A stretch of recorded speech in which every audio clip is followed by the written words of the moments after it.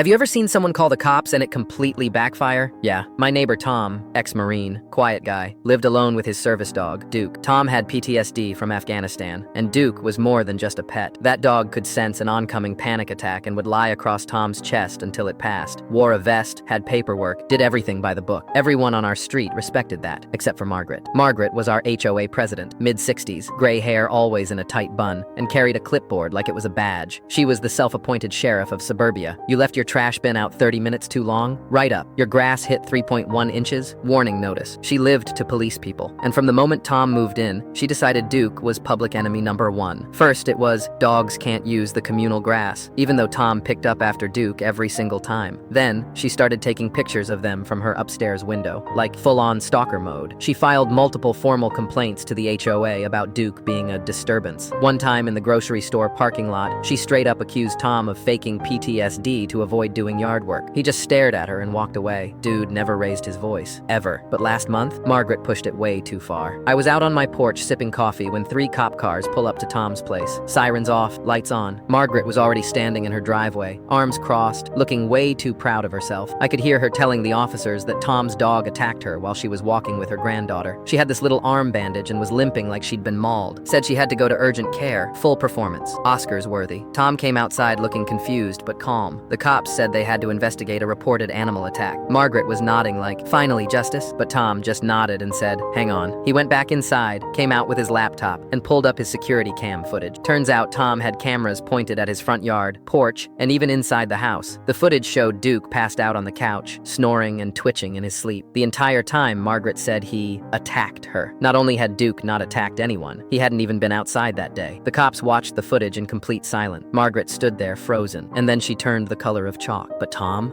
wasn't done. He filed a formal complaint with the HOA's legal board and included the video and the police report. What came out during the investigation was wild. Margaret had called the cops on 6 different neighbors in the past year. Most of them were new to the neighborhood. A couple were minority families. 2 households had even moved out after dealing with her harassment. Then it got worse. The HOA found out Margaret had been dipping into the association funds for beautification projects that just happened to benefit her own home, like $800 worth of flowers, planted only in front of her house. New pathway lights, only on her side of the street. HOA voted her out, immediately, gone. She tried to fight it, but Tom wasn't done. Turns out his cousin's a lawyer, and they filed a defamation and harassment suit. The court ruled in Tom's favor. Margaret had to pay damages and write a public apology letter that got physically mailed to every homeowner in the neighborhood. The best part? 3 weeks after getting booted, Margaret quietly listed her house for sale. She couldn't handle living in a place where people actually knew what kind of person she really was. Duke still chills on the front porch like a king.